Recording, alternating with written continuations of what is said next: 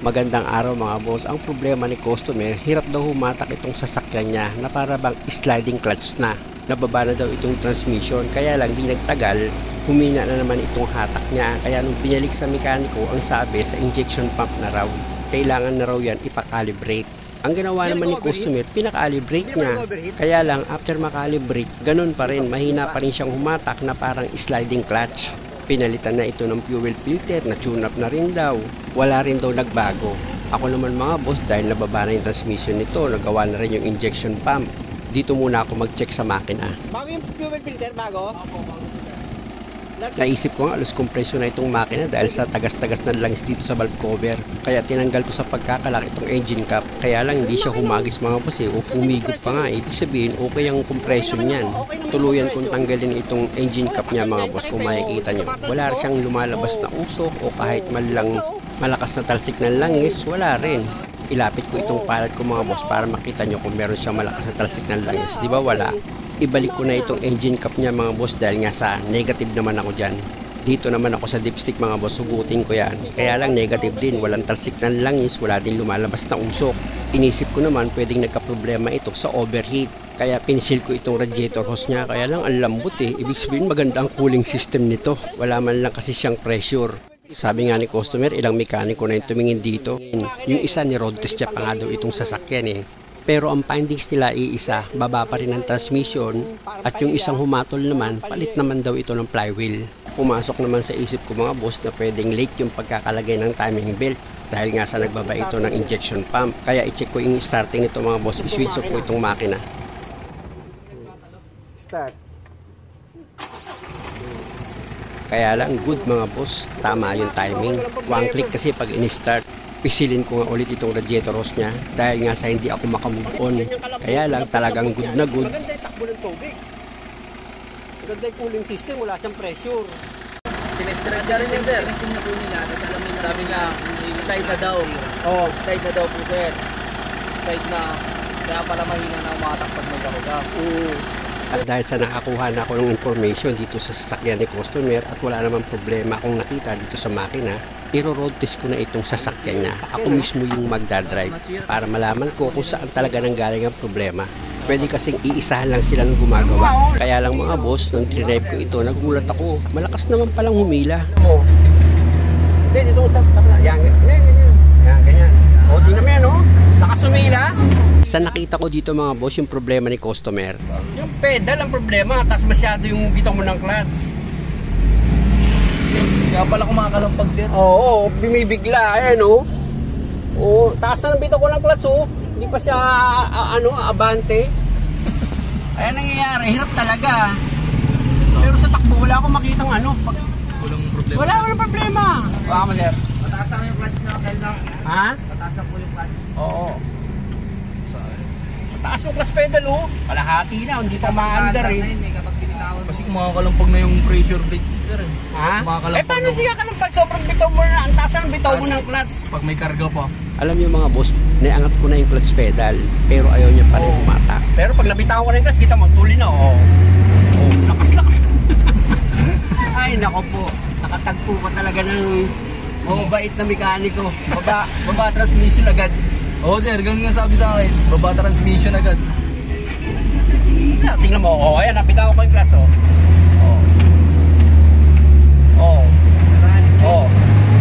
lakas-lakas, tingnan mo, tulin-tulin natin. Ayan ba, sliding ba na tawag yan? Tercera, tulin, kwarta. Ang driver dito si dirt mechanic, tingnan mo, lakas, Ay, nako po. Mga boss, kawawa naman ang customer pag ganito. Humina lang yung hatak Paano yung bitaw ng clutch? Totally dapat yung paa mo wala sa clutch pedal. Kasi kapag nakadiin ka pa rin ng kaunti sa clutch pedal, sliding na talaga. Kasi nga yung pagkaka-adjust mga boss dito sa clutch pedal niya, sobra sa taas. Yun lang hindi natin alam kung minamaniobra si customer ng mekaniko. Mataas kasi yung clutch. Pag hindi ka sanay, talagang akala mo, hindi mo mahatak. Kaya kailangan talaga bitawan mo. Bitawan mo yung clutch. Sa nakita ko dahil sa mataas yung pagkaka-adjust ng push rod nito, konting apak mo lang sa clutch pedal, sliding na. Nakakalungkot mga boss kasi ilang mekaniko yung nag-check nito tapos ni road test pa. Tapos ang hatol, babalak pa rin ang transmission. Ang masakit nito, may specialist pa daw sa transmission ang tumingin nito. Pero isa rin ang hatol, baba pa rin ang transmission, 15,000 ang singil. Ipasubo ko yan kay customer para malaman niya yung ibig sabihin ng mataas na clutch pedal. Cambio mo sir. Kung gaano kataas ha. Bitaw mo. Kita mo, kalahati ka na Dapat konting bitaw mo lang, under na yan Ipaayos ko muna yung parting mga boss, tapos Okay, i-adjust tapos ko mo na ito, yung clutch pedal yan. ni customer. Ito na mga boss, na iparting na ng maayos ni customer itong sasakyan niya. Pero bago yan, i-check ko muna itong repair kit dito sa clutch master ni customer. Dahil nga sa mula nung nabili itong sasakyan, hindi pa daw ito napalitan ng clutch master repair kit. Sa pag-check up na ginawa ko mga boss, wala naman tagas ng brake fluid at walang problema sa repair kit. Pero dito sa clutch pedal niya, kung mapapansin nyo, Taas ng clutch. So tingnan mo yung clutch mo, tsaka yung yung preno mo, dito ang baba, tapos sa clutch ang taas. Tingnan nyo, ang taas ng clutch Tapos ito, ang baba ng preno. Kaya pag nagbitaw ka ng clutch, kalahati muna bago siya bumitaw.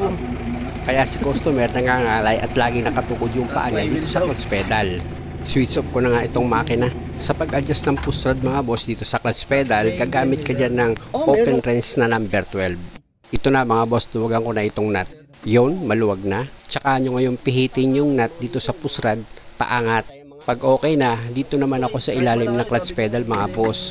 Gamit itong open wrench na number 12, luluwagan ko rin itong nut nya. Pag maluwag na yan, balik ulit ako dito sa push rod. Dahil sa medyo matigas pihitin itong push rod mga boss, gumamit ako dyan ng basahan. Para pag ilikot ko itong push rod para mag-adjust, hindi ako mahirapan. Kaya na mga boss, napaiksi ko na itong push rod. Dito naman ako sa adjuster ng clutch pedal. Iaangat ko yung bolt nya na number 12 mga boss. Para mabawasan yung malaking clearance nitong clutch pedal. Bukod doon mga boss, bababa pa itong clutch pedal ni customer. Pag okay na yung pagkaka-adjust ko, i-check ko itong clutch pedal ni customer.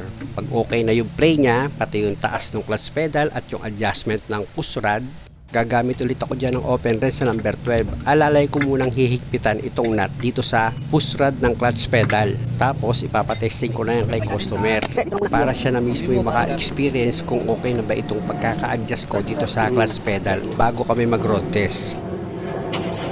Dapat konting bitaw Alala, dahan-dahan mo lang muna yung pagkambyo Pumasok, malambot. Sige, i-release mo yung handbrake. Dapat, konting bitaw lang dapat under na yan. Ganon. Di ba? Yan, di ba? Shifting easy. Di ba? Easy. Smooth na. Sige, testing natin. Sige, up. Ano mo na? Masasabi mo bang sliding yan? Lakas-lakas sumila? Oo nga sir. Sige. Di ba? Konting bitaw lang. Di ba? Ang smooth. Bilang pa na Ano? Okay na sir. Simple. Sabi mekaniko sa Kaway ka muna. Para, ayun. Shoutout nga pala doon sa mekaniko na nagsabi sa amin na malaki na yung sira. Grabe ka, ikaw yung may sira. Grabe ka, ikaw may sira. Protest na kami mga boss. Para si customer na yung humatol. Kita mo? Okay na sir. Kaliwa. Hindi na tulad dati. Isang drive test pa lang yun ni Sir Congestion. Kita niya na agad ang tama, kaya alam niyo na sa mga may tama dyan. Huwag niyo nang palakihin ang mga tama niyo. Ano? Cambio. Cambio. Ano, dapat pag sliding yan, pagdating ng tersera, hindi na nahahatak. Kaya nga, may Kita mo, talakas ang preno mo Susubsub pa tayo. Diba, sa smooth lang yung cambio. Smooth nga. Ano? Sir. Saka hindi ka nahirap na taas-taas ang pedal mo. Oo nga sir.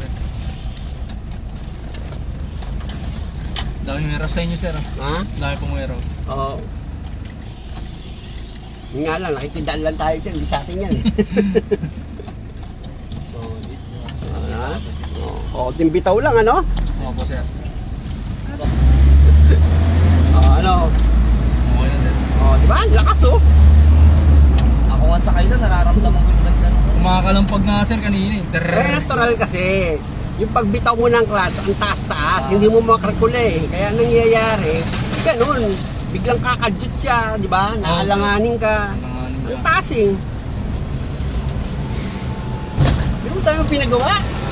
Yan. Ano pinagawa mo dyan? Dami sir, calibration, tapos Grabe. Tapos ito na, binababa na sa iyo yung transmission. Transmission naman sir. Wala, kung talaga hindi ka marunong, talaga maloloko ka no? Oo sir. Daming. Saan pa kayo niyan? Pasay pa po sir. Pasay pa. Sa terminal din po, tarong kay Villamor. May mga sundalo kami sir. Ano? May base po kami. Oo. Villamor Air Base sir. Shoutout sir. Ganun din ba kayo? Oo po sir. Shoutout nga pala mga taga Villamor Air Base. Okay na siya, di ba? Okay na sir. Hindi na gagano. Wala na. Wala na sir. Sabi ng isang mekaniko, shoutout nga pala dyan, na pinapagawa namin na ito. Nasabi, madami daw tama, ikaw yung may tama eh. Tinamaan natin. Tinamaan ka ng magaling. Flywheel. Ano pa? Pressure plate. Baka podpod na rin, pati yung release bearing. Ganon? Baka release bearing niya, gas-gas na rin. Sabi niya, palitan natin yung release bearing niya. Kaya, Dami ko na nga pinuntahan sir. Oh? Paranaque, nakaabot pa ang Paranaque na yan, mga mekaniko. Oh. Ayun din. Ganon din mga atol nila? Clutch lining. Sabi ko kung papalit ko lang. Sabi ko lining na naman. Tapos binigyan pa ako ng number. Ito, tawagan mo, pinakamalapit na gumagawa. Sabi ko lahat na lang malapit ah. sabi ko, waiting sa kami sa vlogger, sir. Ayun. Sulit ang paghihintay namin, mga followers. Sir Raymar. Solid. Makauwi namin ang Tarlac na mapayapa. Taga-Pasay si customer at matagal din siya naghintay sa akin bago ko nagawa itong sasakyan niya. Kaya pasensya na akong napagastos siya ng malaki dahil hindi ko agad siya naasikaso. Ganun pa man, nakabawi rin naman ako sa kanya dahil wala akong pinalitang pyesa dito sa sasakyan. Ganyan. Clutch lining Sa niya. takbo mo ngayon, nakita ko, ganda ng takbo mo eh. Kaya nga sir, sabi ko. Binigyan pa kami ng palugit na araw, dapat mga 5 days daw po. Magawa na. Baba mo na ako, sir. Ay, Parking mo dyan. Ilalak ko yung pedal, hindi pa nakalak yan. At dahil sa okay na itong sasakyan ni customer mga boss na sa awa at tulong ng Diyos, maraming salamat dahil hindi na napagastos pa si customer ng malaki. At dito naman ako ngayon sa adjustment ng taas ng clutch pedal. Ilak ko na itong nut mga boss, higpitan ko na yan. Pag okay na, ganun din dito sa pusrad mga boss, yung nut dyan, kailangan mahigpit din. At dahil sa okay na ito mga boss, muli maraming salamat sa panonood. Sana nakakuha kayo ng idea at kung maaari, huwag nyo naman sanang kalimutang mag-subscribe sa channel ko. Maraming salamat. Kaya thank you nga pala, shoutout nga pala kay Sir Ray. Pumunta na kayo dito sa shop niya. JD2. Hanapin nyo lang si Sir Ray Concepcion. Kung gusto nyong legit ng ganyan, Huli na. mekaniko. Huwag kayo pupunta sa alam nyo na. Muli mga boss, maraming salamat ulit.